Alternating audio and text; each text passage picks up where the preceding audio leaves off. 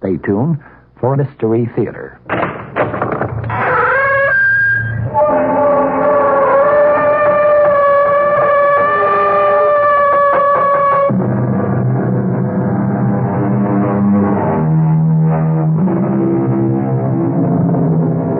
Come in.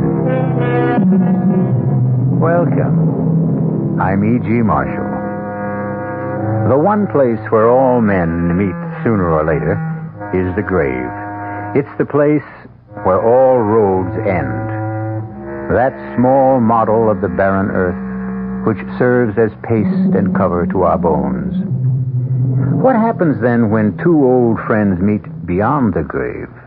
When one of them has been living under the threat of death by the other? A threat from the grave?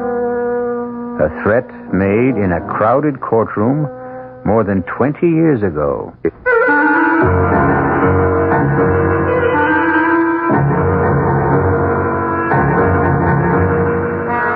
Our mystery drama, Deadline for Death, was written especially for the Mystery Theater by Arnold Moss and stars Michael Tolan and Joseph Julian.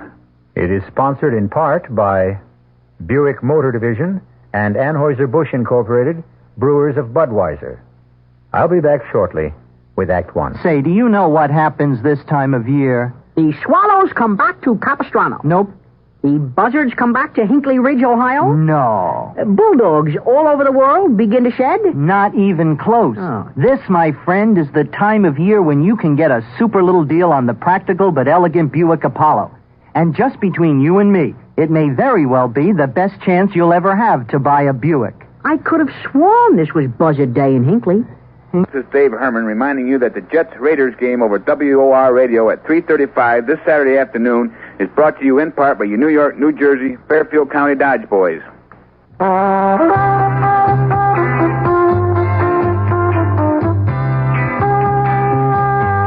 Suburban Savings in northern New Jersey would like to set you straight on savings. Straight off, Suburban offers you the highest interest allowed by law, a big 7.90% effective annual yield on Suburban's 7.50% savings certificates. And Suburban guarantees it from 4 to 10 years. Minimum $2,500. Federal regulations allow premature withdrawals on savings certificates, provided prescribed federal penalties are adhered to. Of course, Suburban also has a whole selection of other savings plans that keep your savings headed in the right direction, straight up. Why not head straight over to your nearest Suburban savings office, conveniently located in Bayonne, Edgewater, Elmwood Park, Emerson, Hackettstown, Morris Plains, Nutley, Paramus, Sparta, and Wayne, and let them set you straight on savings.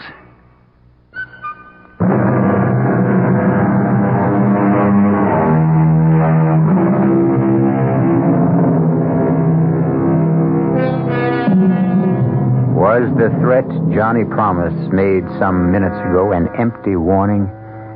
Can a dead man moldering under the damp earth for 20 years doom the life of another man? Can a corpse, long dead, wreak vengeance on another human being from the immeasurable distance of another world?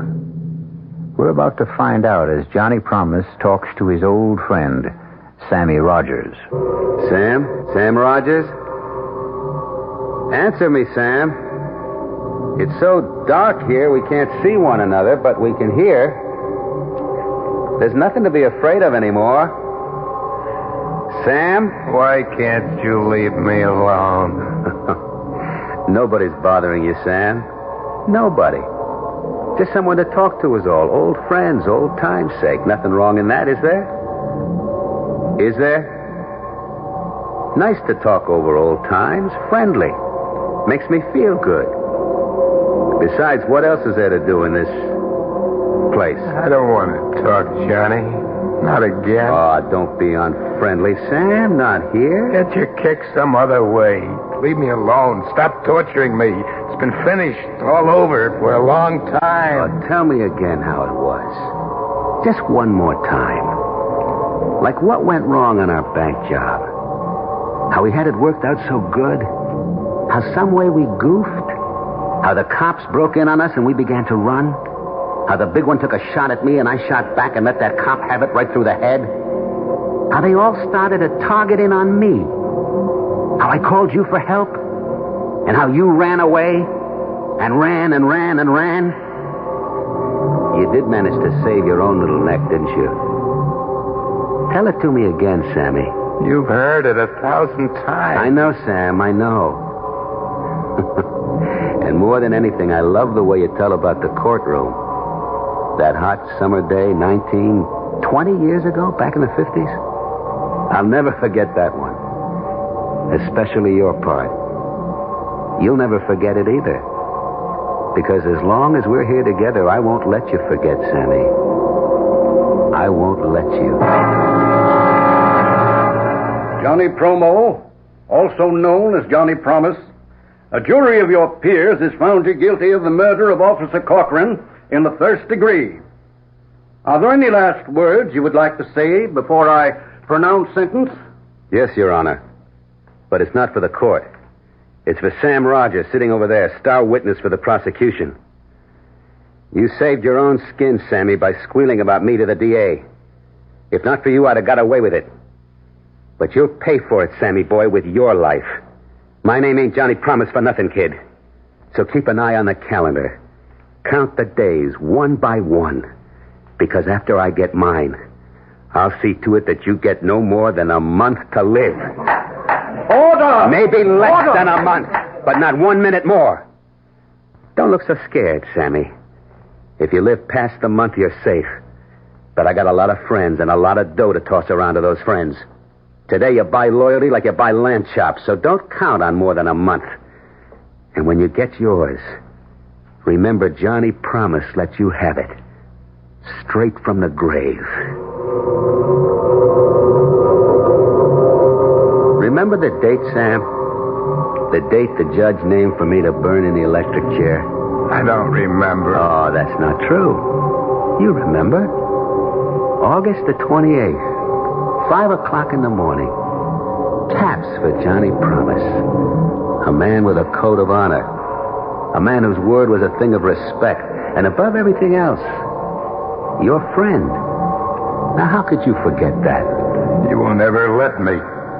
And little Sammy with his big mouth made the whole thing happen, right? Cut it out, Johnny. I don't want to hear anymore. What do you get from tormenting me like this? Laughs. And it passes the time. We got no place to go. We're going to be here for the rest of our... let's say for a long, long time. And I like to laugh. And that story of yours is good for 1,000,000 of them. Let's have it, Sammy boy. What was it like for you after I got mine? Come on, tell it just like it happened. Tell it.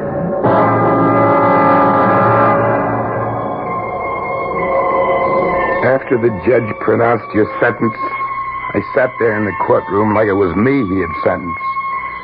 The cold sweat was pouring out of my body. I couldn't move. Could hardly breathe. All I could hear was your voice laughing and saying, a month to live. 1 month to live. I knew for sure that within the month after you burned, you'd see to it somehow that I got mine. So I holed up in that scrubby hotel room, way up on the 9th floor. And for 2 whole weeks, I didn't see anyone. I wouldn't answer the phone. I wouldn't talk to anybody. I wouldn't open the door. Except for Linda. She was the only one I could trust. It's me, Sam. Come in quick.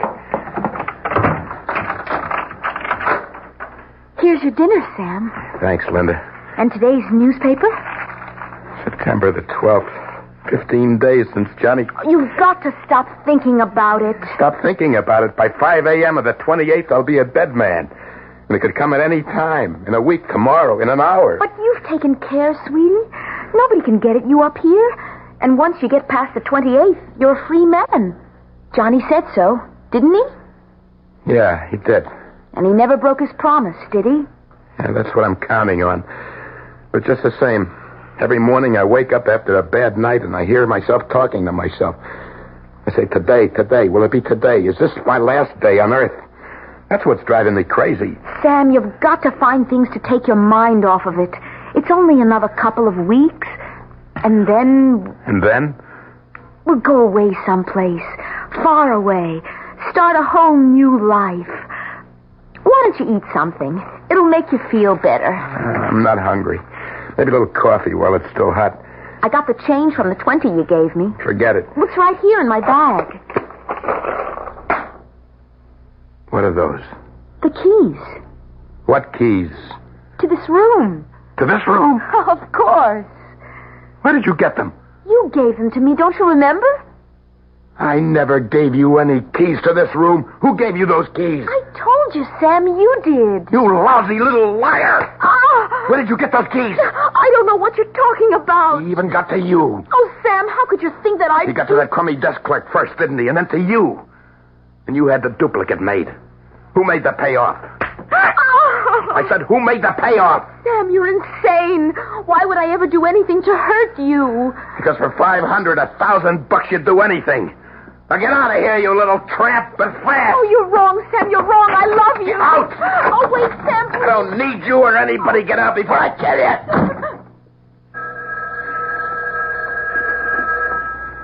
It was the house phone. Not my private line with the unlisted number. Only 2 people ever knew that number. You, Johnny, and Linda. But this was from the lobby downstairs. I stood there listening to it ring. Didn't dare answer it. The sound began to bore a little hole into my brain. And finally... Yeah? Who is it? It's me, Sam. Linda. You? How could it be you? You just went out of the door. Where are you? In the lobby downstairs. I'm so glad you answered. How did you get down there so fast? Please, Sam, listen to me. I know how you felt about those keys, but you've got to trust me. Yeah, sure. But how did you get to the phone You've got to get hold of yourself. Why don't you have the locks changed on your door? Why? For what reason? Call in a locksmith. Somebody who never heard of you, of me, of Johnny, anybody we know. Let him change the locks and give the keys only to you. One of a kind for each lock. No duplicates. Do that, Sam. Please. You know I'd never do anything to hurt you. Yeah, sure, sweetie. That's a good idea. I don't know what got into me. What made me think that you... I'm sorry, Linda, for everything. You call a locksmith, yes? First thing in the morning. I'll be seeing you, Sam. Huh? Oh, yeah, Linda. Right.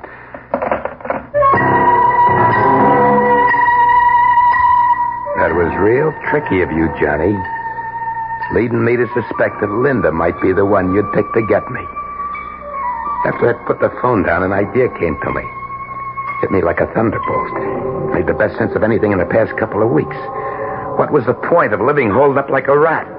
Like a sitting duck in that lousy hotel room, waiting, just waiting for you, Johnny, to make me a target for whoever you paid off to let me have it. For once you thought Johnny Promise is going to be outsmarted, right? For once you thought Johnny Big Mouth was going to meet his match. How could you have been so dumb? Why hadn't I thought of it before? All I had to do, Johnny, was to find out who it was you picked to put the finger on me. Once I knew who it was, I could take care of him before he ever got the chance to get to me. Pretty good thinking, Johnny, right? And I knew the first and best place to start looking. The bowling alley was one of the crowd's favorite hangouts. If your man was any place, Johnny, this was it. I noticed a couple of familiar faces. Hi, Benny. What's new? How's the wife? Hey, Tommy. Putting on a little weight, huh? Better take it easy with a beer. What do you say, Benny? How's the score? Still over 250? Every one of them. They just walked away, didn't they? Wherever you went, the guys moved away, turned their backs on you without a word. Like you were some kind of bad news. Some kind of disease. Went to the bar to order a drink. A beer, Joey. You'd known Joey the bartender for years. He gave you your drink without so much as a word. I swallowed my beer, and as I did, I spotted Little Red Mike down at the other end of the bar. I never liked him from the first time I met him. And everybody knew he never liked you. Something about him, his beady little eyes looked at you like a rat. I walked over to him. Without saying anything, he started to move away from me. I grabbed him by the back of the neck. Don't you walk away from me, you little louse. I know what you're up to. Hey, let go of me. What do you think you're doing? It's you, ain't it? You're the one. You're the one he picked to do his job. What are you talking about? Get your hands off of me. I don't know what you're saying. You sniveling, two-faced rat. You thought I was afraid of you, huh? I'm going to let you have it. This minute, before you get me. Johnny promises little Stooley. Keep your hands where they are, Mike. Hey, you're crazy, Sam. Johnny's dead. Put that gun down. Please. I don't know what you're thinking, but you're making a big mistake. Would a smart crooked like Johnny ever pick somebody like me to do what you're thinking? Put your gun down and frisk me. Come on. If you don't believe me, frisk me, Sammy. Okay. All right, so I made a mistake. But from now on, stay out of my way, understand? Whatever you say. But you really ought to take it easy. Because you know as well as I do, when your time comes, you'll go. Just like everybody else. Johnny, that's your voice coming out of Red Mike's mouth. Meantime, we gotta take care, don't we, Sammy? What kind of crazy trick are you pulling, Johnny? And you can count on me for the best care a feller ever had. Like they say in the cemetery, Sammy. Perpetual care. I promise.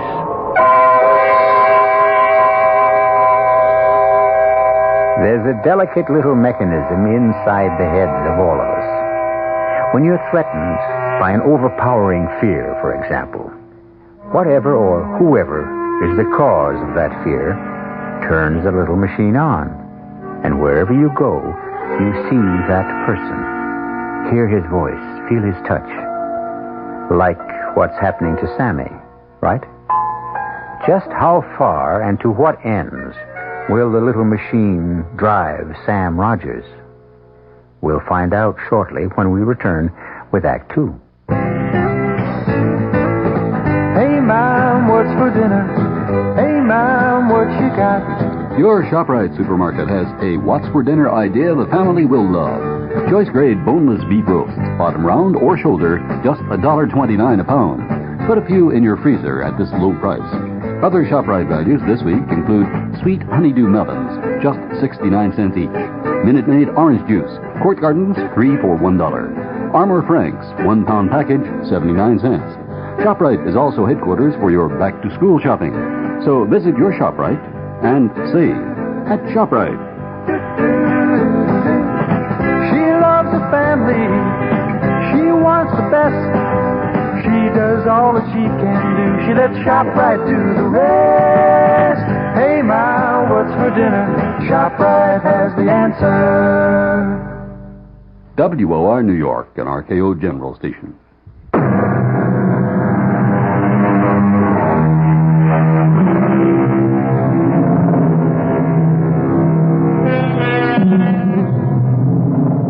One of the great mysteries is time.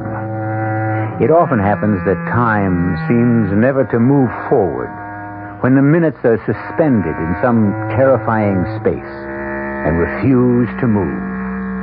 And then there is that silent, never-resting thing called time that rolls on, rushes along, swift as an ocean tide, on which we and the whole universe ride. For Sam Rogers, time was beginning to take on a new meaning. The end of the month was getting closer and closer. The days were racing by. Every night I shut my eyes to try to get just a couple of hours sleep. I kept myself awake thinking. What were you thinking, Sammy? Tell me. That I had to find the guy you picked. The guy that was going to let me have it. I kept telling myself, get to him before he gets to you, and there'll be nothing to worry about. Sooner or later, I had to find him. Once you made your mind up about that, you began to feel a whole lot better. Yeah, I began to live almost a normal life again. Like the day I went to the custom shop to get fitted for a couple of new suits. I congratulate you on your choice of materials. The silver mohair and silk will make up into a perfectly lovely suit. And so will the tweed. Now, don't forget the extra padding on the shoulders. Well, if you'll forgive me, it's the natural look this year. The real look of the 50s. No padding. Extra padding on the shoulders. Well, of course, as you wish. I wish. Certainly, sir. Now, if you'll just stand still for a moment while I drape this material over your shoulder. Hey, what do you think you're doing? Hey, let go of my arm, Put that please. scissors down. Drop it, I tell you. Drop it. All I was trying to do, sir... I know what you were trying to do. Well, I'm very sorry, sir. Very sorry. I assure you it won't happen again. But you see, Sammy, you got to realize it could be anybody. Anybody at all. It was happening again. The tailor was standing there in front of me, right in the middle of a sentence. It was your voice that was coming out of him. Your words. Then there was that day in Luigi's barber shop. I hadn't been to the barber in weeks. Luigi had been my barber for 15 years. There was one guy in the world I could trust. It was him. That's what the guy on the radio says, Sam. If we get the same kind of heat tomorrow like we had today, it's going to set some kind of record. Imagine, the end of September, 96 degrees. Yeah, that's what they call real Indian summer. If it don't cool off, Sam, they can give this summer back to the Indians. You understand? I sweated out every stroke of that sharp razor. While Luigi went droning on about the weather, I held my breath, thinking, he may be my friend. He was your friend too, Johnny. My eyes are shut. All he has to do is to let that blade slip just one little bit. Accidentally, you know. All right, chin up a little higher, Sam. Just a little more. And who would know the difference? There we go. Let me just lower the chair a little, huh? Hey, what are you doing? Well, like always, a nice hot towel. Opens up all of the pores. When they're open, a little lotion closes them up again. He could have let me have it right then and there while he was shaving me. But he didn't. When he wrapped that hot towel over my face, instead of it feeling good, I suddenly got the idea that this could be it. Luigi could smother me to death. And there I sat, helpless, beneath that hot towel. I ripped it off, screaming, "You thought you had me, didn't you, huh? You and your hot towel!" What's the matter with you? Here's what you can do with your towel. I have to think of something better than that. Only you'll never get the chance. You've seen me here for the last time. I don't know what you're talking about, Sam. But it won't do you no good. Getting excited this way. It was your voice again, Johnny. You gotta learn to calm down. Take things easy. Listen to me, Sam. Easy does it. After all, there's only 3 more days to go. Right?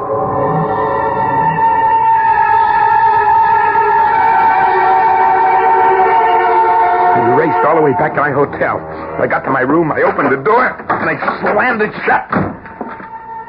Oh, my lungs were bursting. I sucked in whatever air I could in big gulps.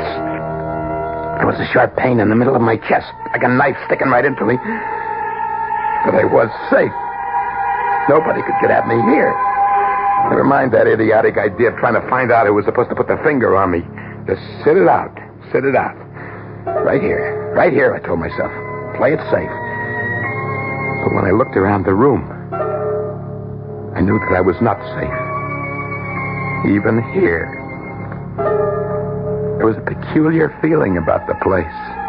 You couldn't say exactly what it was until you looked to see what time it was. And then I saw that my little electric clock on the dresser was turned around with its face to the wall. And it was unplugged. In the bathroom, there was broken glass sitting in the sink. Somebody had been there, that's for sure. No maids. I never let the maids in. Maids or anybody else. Except Linda. Linda was right.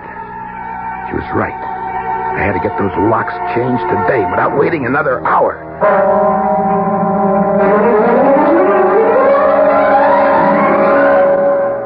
Well, yes, sir, they may cost you a little more, but you know, you got the best and safest locks American ingenuity can devise. Well, this makes me feel a whole lot better. Now, when you turn the key, this pin tumbler drops right down into the holes that are waiting for them. Uh-huh. And there you are, safe and sound. Now you should have real peace of mind. Thank you very much. And here are your keys, one for each lock. No duplicates, just like you ordered on the phone. Good, that's fine. Take my advice, sir. Change your mind. Get duplicates made. I don't want any duplicates. Well, it might be a lot of trouble to get them later on. Each key is made on a special machine. The formula of each key is registered. It's the way I want it. But supposing you lose one of them, the only way you're ever going to get in is to call me, which might be somewhat inconvenient for you. Now, suppose you got a real friendly date. You've had a fine dinner. Why was he giving me this big song and dance about the possibility of a lost couple of keys? Why was this guy I'd never seen before, picked the address right out of the yellow pages. Why was he so anxious for me to order duplicate keys? And that's why I recommend you have another pair made. I have no intention of losing these keys. Well, no one ever wants to, but take my advice. I don't want your advice. And suddenly it hit me. This could be the guy you picked to get me. By some crazy coincidence. Who was he anyway? Somebody I'd picked out of the phone book. And that's why he was selling me this bill of goods about duplicate keys. The whole thing was a big put-on. Here's your money. Thank you. Well, whatever you say, you're the boss. Now get out of here. Get out before I throw you out. Well, if anything should happen, don't say I didn't warn you. A door you can't get into could turn out to be a matter of life and death. But maybe you're right. If someone really wants to get in there... I don't know how you did it, but that trick with the voices was driving me up the wall. I guess a little thing like a couple of keys is not going to stop them. We both know that, Sammy. Don't we? I was trapped. It was bad enough the way it was before.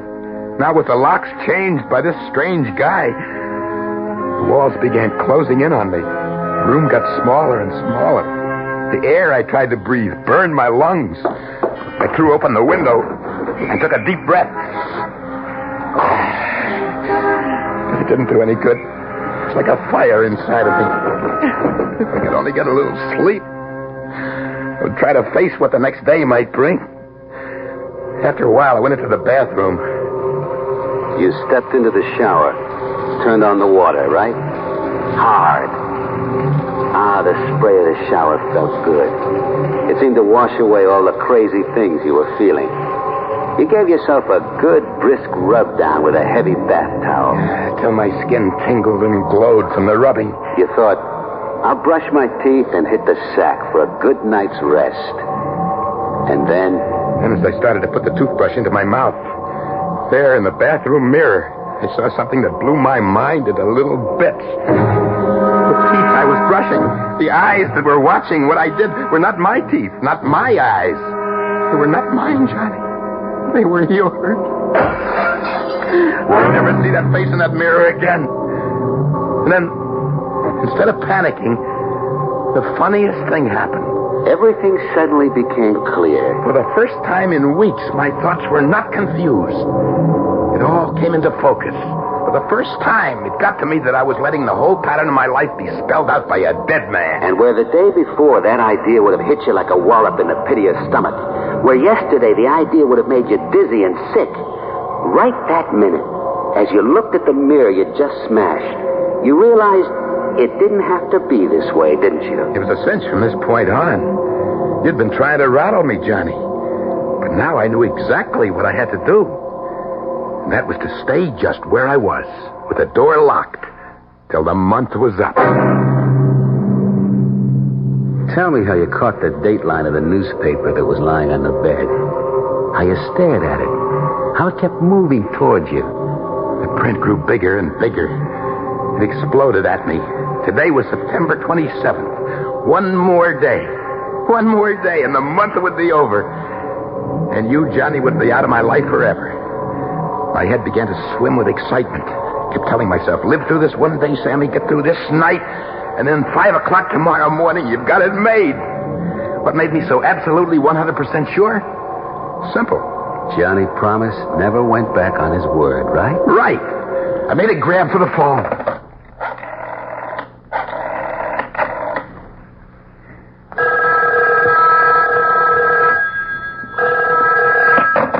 Front desk, can I help you? What time is it? Exactly. Exactly 11:15 p.m. You sure? Just checked it with the radio. I'll set my clock. It stopped. And today's the 27th? It'll be the 28th and 3/4 of an hour at midnight. And don't forget... Thank you very much. By the way, the young lady just came in. She's standing here at the desk. She'd like to talk to you. What young lady? Oh, your young lady. Put her on. How are you feeling, Sam? It couldn't be better. A couple hours more and it'll all be over. What are you doing down there in the lobby? I thought I'd be close in case you needed anything. Well, why don't you get us a couple of hamburgers and coffee? Right away. See you soon. He's feeling great, he says. Well, that's nice for a change. He's sure that in only a few hours he'll be a free man again. Poor guy. Why don't you tell him? I couldn't. I don't know what he'd do if he knew. Anyway, he'd never believe me. It might be the best way. Tell him the truth. How could I tell him that he's a very sick man? That his whole sense of time is mixed up, confused? That he doesn't know one day from another? In the state he's in, how could I possibly tell him that Johnny Promise actually went to the electric chair almost 3 years ago?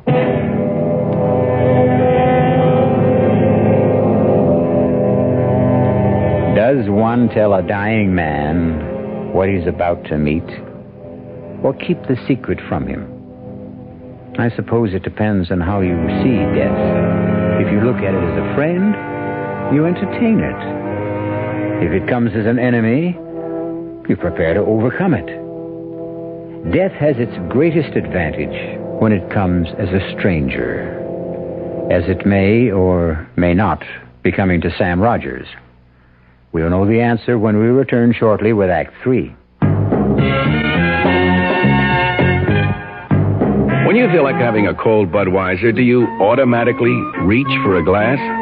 Well, sure, Bud's a great beer any way you drink it. But without a glass, you're really missing something. Now, take that wonderful Budweiser head of foam, for instance. Those bubbles, tiny though they are, still amount to something pretty special at the top of your glass. Taste appeal and eye appeal. 2 results of exclusive beechwood aging and natural carbonation.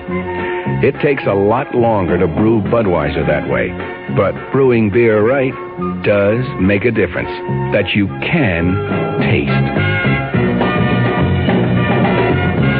That's why when you say Budweiser, you've really said it all. Anheuser-Busch, St. Louis. Hi, Dave Herman here, reminding you that my analysis of this Saturday afternoon's Jets-Raiders game at 3:35 over WOR is brought to you in part by your local Chevron dealers. Can't get to sleep? You're not alone. An estimated 20 million Americans occasionally suffer from some form of sleep disturbance. Just a sleeping aid may not be the answer, but there is a simple get-to-sleep system that may prove successful. Try Compose. Compose relaxes you, enables you to sleep. Don't take it as you would some sleeping aids right at bedtime. Take it earlier so you can fall asleep more naturally. Take Compose before you get ready to go to bed. Let Compose help you unwind, quiet you down. At bedtime, you fall asleep more naturally. Does it work? Judge for yourself. Take as directed. Compose is so gentle we think of it as slowly throwing the sleep switch. Unconditional money-back guarantee. Just send unused tablets to the Compose people. Try Compose early tonight. Then at bedtime, fall asleep more naturally as Compose gently throws the sleep switch. Compose. C-O-M-P-O-Z. Compose. Well, good evening, Mystery Theater fans. This is Gene Shepard, and we're sitting here having a very friendly roundtable discussion with many of our listeners who gather nightly here at the 710 spot on the dial. And if you'd like to join our little evening gatherings, I'm on every night at, it's 9:15 now. 9:15. You write that down and make sure that you bring all the things you need to be prepared for a fantastic evening. I'm on every night from 9:15 until 10. Join our little group some night. We sit around and discuss the world and enjoy life and walk around in the weeds and just be people. 9:15 on WOR.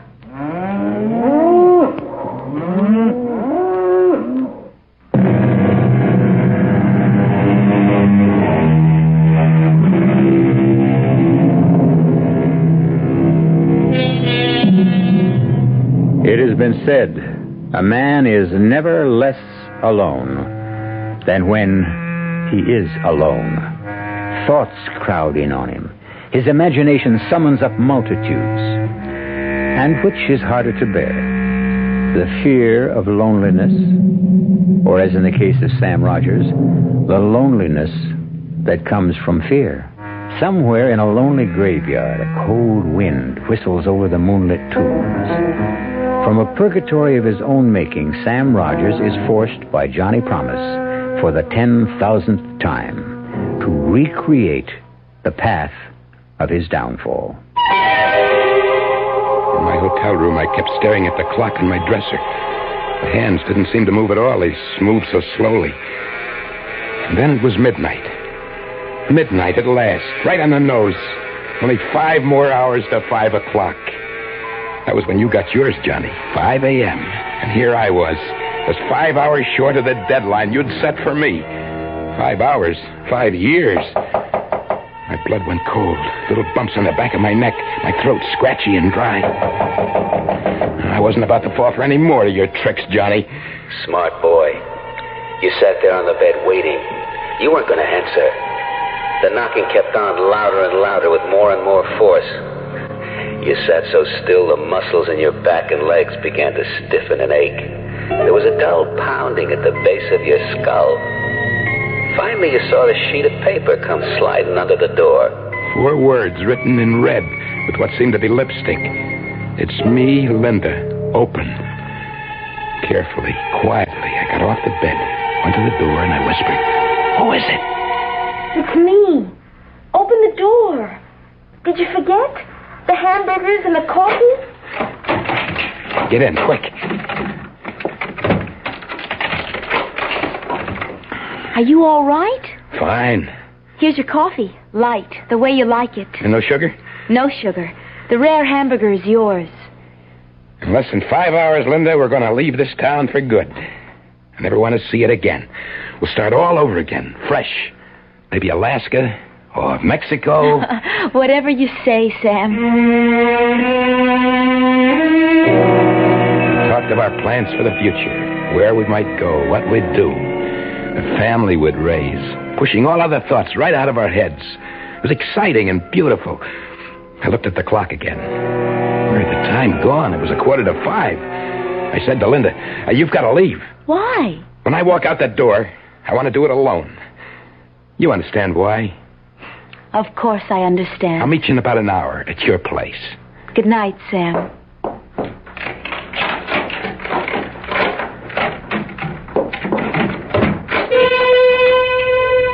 The next time I looked at the clock, it was a couple of minutes past 5. The time had come at last. I'd paid my dues. And I'd showed you up, Johnny Promise. For the first time, your word wasn't worth so much as 1 bent nickel. I mustn't take any chances, not at this late date. 110% foolproof. Safe. Give myself every possible break, the benefit of every doubt. No chances. Give myself, half-hour cushion? Wait till 5:30 at least. And beat it out of here. Fast and forever. And you hung on. Those last few minutes were the longest in your life, weren't they? Finally, that big hand on the clock dropped down to the 6. It was 5:30. A half hour past the deadline I'd set for you. So you took a deep breath and you screamed.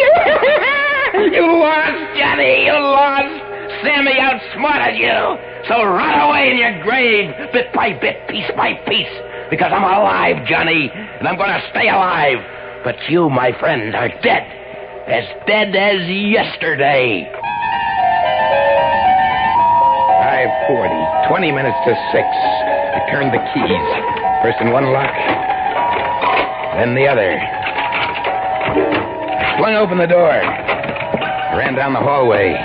Rang for the elevator. When I got to my floor, the door opened. I took one last look behind me and got into the elevator car. But then you thought, the elevator man. Can I trust him? Was he dependable? Could he possibly? No, that's all over and done with. I don't have to be afraid of anybody. Not anymore. You'd had your bad dream. You were finished with waking up in the middle of the night in a cold sweat. The nightmare was over. The only thing that was real was that you were alive and breathing. What happened when the car reached the lobby floor? I rushed past the front desk out into the street. There was a chill, penetrating drizzle. It was still dark. The promise of a new day was doing its best to break through in the east. For the first time in I don't know how long, I felt able to slow down. I started walking in the direction of Linda's place. Slow, with a sure, firm step. The streets were deserted. It figures. A Sunday morning, 5:45. Wonderful feeling, wasn't it? Like the whole city belonged to you and you alone. That's right. The buildings took on a look of friendliness, like I'd never seen them before. The traffic lights were changing from red to green, then back from green to red, but there was no traffic. Like a ghost city, abandoned. And my own footsteps echoed behind me as I walked. Was it my imagination? I thought I heard two pair of footsteps following mine. But you didn't have the guts to turn around and look back. For a minute, you thought maybe they were your own footsteps echoing down those narrow streets. I stopped. They stopped. I started to walk. They started. I got to a corner and quickly turned into the other street. Out of the corner of my eye, I saw two men. It wasn't light enough to make out their faces. They weren't saying a word. They just seemed to have their minds on one thing, to keep me in their sight, no matter where I went. My heart stopped. There they were, less than 50 feet behind me. Following. Sickening thought came to me. Terrifying. Tell me about it. It's possible, I thought. Anything is possible. Just suppose, in some crazy way, that I made a mistake. Suppose my clock had been wrong. I think it's 5:45, but I suppose... Then all of a sudden you found yourself passing the jewelry shop. You looked up at the big clock that hung over the entrance. I almost passed out with what I saw. I swallowed hard. My mouth felt like it was stuffed with cotton wadding. I looked up once more to make sure. And what did you see? The clock said 5:15. 5:45, not 6. Something was wrong, wasn't it? The whole thing was like crazy. How could it be? And those two faceless men were still there following you. There was a bank on the opposite corner. I raced across to look at the clock outside the bank. I couldn't believe what I saw. That clock, too, said 5:45. Then I began running. I didn't know where. Didn't care. Those clocks, for some insane reason, were right, and I was wrong. Then I still owed you 15 minutes, Johnny. You still had 15 minutes to get me. And those two men following me. It can't be, I told myself. Those clocks are both crazy. It's 5:45. It has to be. Checked and double-checked. And then something like a heavy sledgehammer hit you right between the eyes. Sammy, you stupid, ignorant dummy, you said to yourself. How could you be so blind? How could you have missed it? That's what the desk clerk was trying to tell you. It was the last Sunday in September. In those days, daylight savings time ended at 2 o'clock in the morning.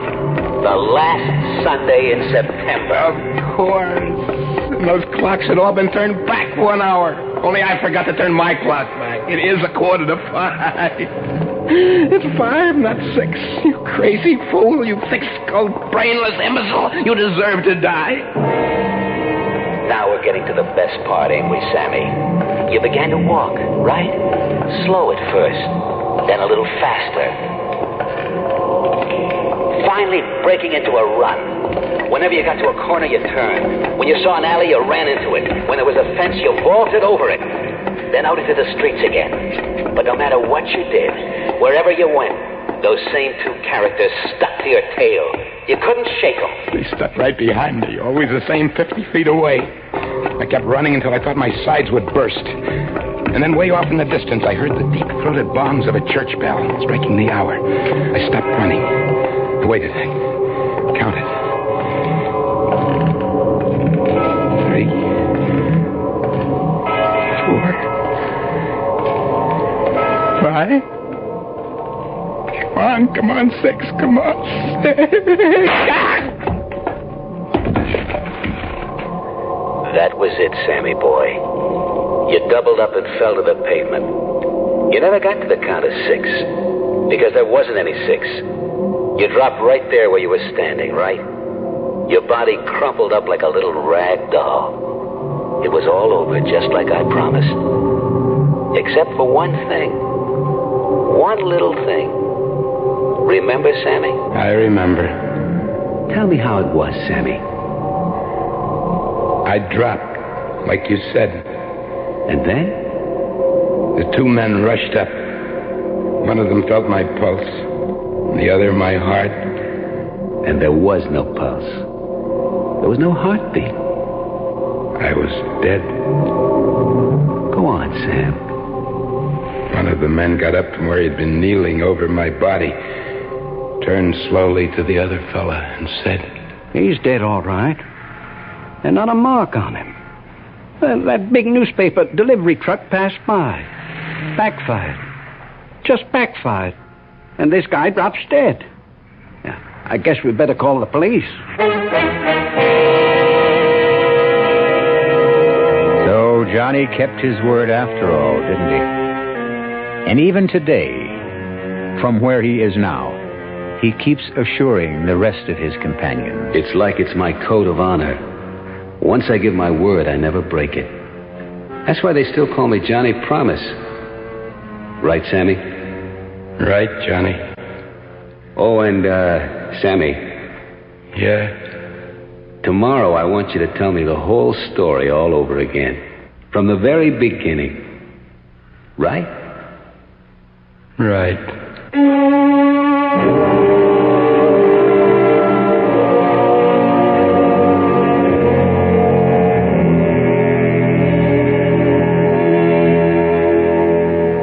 I'll be back shortly. Excuse me, sir, but do you know what happens this time of year? Right on, pal. I happen to know that right about now a freak blizzard falls on Dumont, New Jersey, and they're snowed in for the rest of the summer. Happens every year. Nope. You see, what happens this time of year is that you can get a particularly good deal on what is perhaps the most luxurious mid-sized car on the market, the mid-sized Buick Century Regal. Well, what good's a car when you're hopelessly snowed in? Well, that's a point. The Jets-Raiders game at 3:35 over WOR Radio this Saturday afternoon is brought to you in part by M&M Mars, the fun-sized candy people. And I'm Dave Herman for all the commentary throughout the game. Feel the spirit catching on now. Feel the spirit catching on now. There's a new spirit in the friendly skies of your land. Mother country, catching on now. United Airlines has a bright new look with new colors, a new symbol, and it goes deeper than that. There's a mood you can sense in our people, a spirit you can catch, the spirit of friendship service. You can feel it growing everywhere you go. Come share the spirit of friendship service. It's catching. The friendly skies of your land. Feel the spirit catching on now. United Airlines.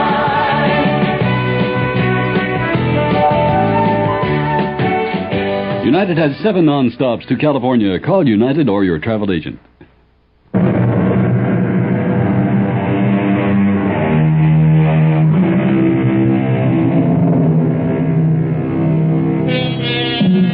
You may recall that Johnny had promised he was going to give Sammy the best of care.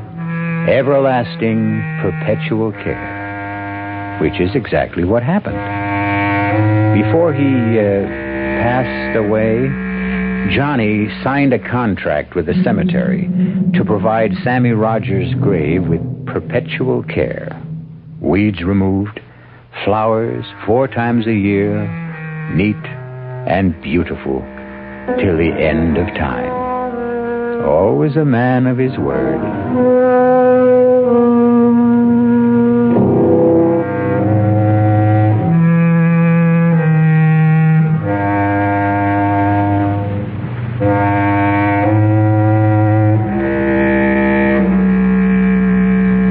Our cast included Joseph Julian, Michael Tolan, June Gable, and Guy Rep.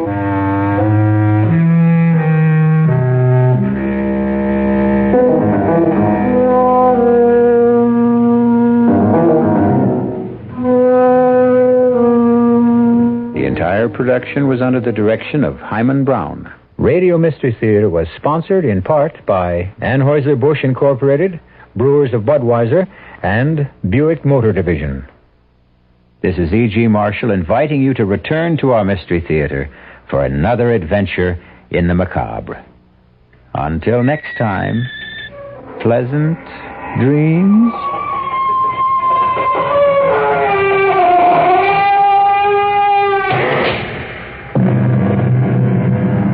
The WOR Mystery Theater was also brought to you by ShopRite Supermarkets, where you get a lot more for a little less, and by Suburban Savings, with offices throughout North Jersey.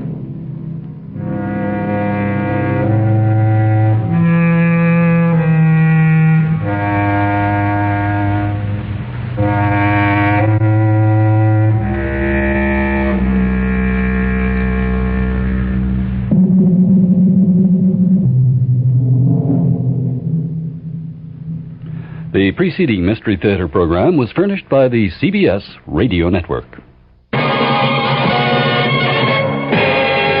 Fulton Lewis in the Mutual Broadcasting System studios in Washington, D.C. Now, my commentary. President Ford said today that he wants the American people to get the unvarnished truth about inflation, and they are sick and tired of having politics played with their pocketbooks. Perhaps the best indication of Ford's approach to the nation's economic problems came as he offered a spontaneous response at the opening of a White House mini-conference on inflation to an answer to an economist's suggestion that the country needs what was termed positive thinking, after Walter Hoadley of the Bank of America called for upbeat thinking. To counter a lack of confidence in the future, President Ford volunteered the opinion that Americans cannot indulge in positive thinking unless they first have the truth. Saying that he wanted the unvarnished truth on the table at the meeting, the president said that he was confident the people would respond positively if they got that truth.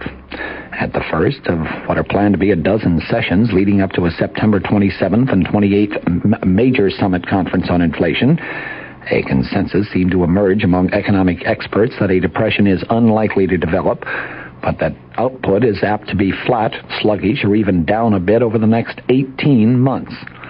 A sizable number of conference participants representing business, finance, labor, and the academic profession, all of them professional economists, also called for a gradual easing of the Federal Reserve Board's tight money policy that has produced record-high interest rates. Many of them conservatives as well as liberals also recommended that serious consideration be given to a public service employment program in anticipation of an early rise in joblessness. Improved unemployment compensation programs also met with considerable support. At the Capitol, Senate Democrats put President Ford on notice that they are ready to keep Congress in session for the rest of the year to deal with the nation's economic problems. At the same time, their leaders said that it is up to the White House to make a specific move if any action is to be taken this year. President Ford opened the day-long meeting in the East Room of the White House today, broadcast live over public television and radio. He said our purpose is to find ways by which we, the American people, can come to grips with our economic difficulties and surmount them, declaring that people understand economics very, very well, and they are sick and tired of having politics played with their pocketbooks. The president said these meetings are not going to be empty exercises in economic rhetoric. Neither are they going to reveal any quick solutions or miracles. There is no quick fix for what ails our economy. He added, but before this conference ends, I would like to see and to have set before the American people a consistent and considered package of the most promising answers that you are able to find. Now, this. This is Rocky Graziano. Lots of times on talk shows, I tell jokes. And sometimes I kid around when I talk about Lee Miles, the transmission champs. But transmission trouble isn't a joke, so I'm not kidding when I say you should see Lee Miles. They've been in business about 25 years. They repair, rebuild, reseal, or exchange your transmission. Lee Miles has shops all over the greater metropolitan area, and you'll find them in your yellow pages. They're the greatest, and that's no joke. Senate Democrats advised President Ford today that they are ready to keep Congress in session for the rest of this year, if necessary, to deal with the nation's economic problems. At the same time, the Senate Democrats said that it is up to the White House to make any specific moves or suggestions regarding the economic situation, if any action is to be taken on Capitol Hill this year. Presidential Press Secretary Gerald Terhorst said that the president was delighted with the Senate Democratic Caucus's pledge to support the president and to give the highest priority to economic matters, but Terhorst reiterated the president's hope that the work can be completed without holding a lame duck session in Congress, in other words, a session after the November elections. The entire House of Representatives and a third of the Senate is going to be elected in November, but they will not take office until next January. Assistant Democratic Leader Robert Byrd said the executive branch is the action arm of the government. Democrat leader Mike Mansfield said action by the Democratic-controlled Congress alone is an impossibility. He told newsmen, if you want to get something done, you have to have the cooperation of the White House. It's as simple as that. The Democrats who met behind closed doors for nearly 2 hours today declined to endorse any specific proposals pending the president's September's economic summit conference. They asked their policy committee to consider some specific plans, urged the White House conference to consider every alternative, and made clear that they think the situation is too serious to defer action until next year, as suggested by some administration officials. The reference to every alternative would presumably mean the inclusion of wage and price controls, which Mansfield and many Democrats favor, but which President Ford has very specifically ruled out. Senator Mansfield, who previously has talked confidently of winding up the congressional session for the year by mid-October, said today, "The way the economy is going, I'd say the chances are better than even that Congress will have to come back after the November 5th midterm elections." Senator Byrd, the West Virginia Democrat, noted the statement 2 days ago by William Seidman at Ford Economic Aid that new proposals this year would be impossible since Congress was planning to adjourn in mid-October. Senator Byrd said the country cannot afford to wait until next year. "We want to debunk the idea that Congress is getting ready to go home and stay home because of the election. If the practice of 4 years ago is followed, Congress would take a month off beginning in mid-October and then come right back after the elections. Besides the economic situation, the House and Senate may not be able to complete work by mid-October on President Ford's nomination of Nelson Rockefeller to the vacant vice presidential post." Mansfield said again today there is no reason to assume that the Senate Rules and Administration Committee won't have the Rockefeller nomination ready for action by mid-October, but he said it will not be rushed through the Congress. The economic resolution, which Mansfield offered to the Democratic caucus, declares the Democrats stand ready to remain in session throughout the year if necessary, to cooperate with the president in meeting the grave economic problems confronting the nation. Mansfield said that he would discuss the situation with House Democratic leaders next week when the House of Representatives finally ends its Labor Day recess. Officials of 13 states may learn tomorrow whether the Justice Department considers their state lottery systems to be legal. Attorney General William Saxby and other Justice Department officials were scheduled to discuss the legal situation involving the state lotteries with governors and lottery directors that have been summoned to a Justice Department meeting. President Ford still apparently favors passage of a constitutional amendment to permit states to enact legislation on abortion, according to White House spokesman Gerald Terhorst. He said that the president is not in favor of federal laws governing abortion. The president's wife was asked at a White House news conference yesterday whether she was closer to the views of Senator James Buckley, the New York conservative, who opposes legalized abortion, or whether she leaned toward the views of Vice President-designate Nelson Rockefeller, who favors legalized abortion, or at least who favored it when he was governor of New York.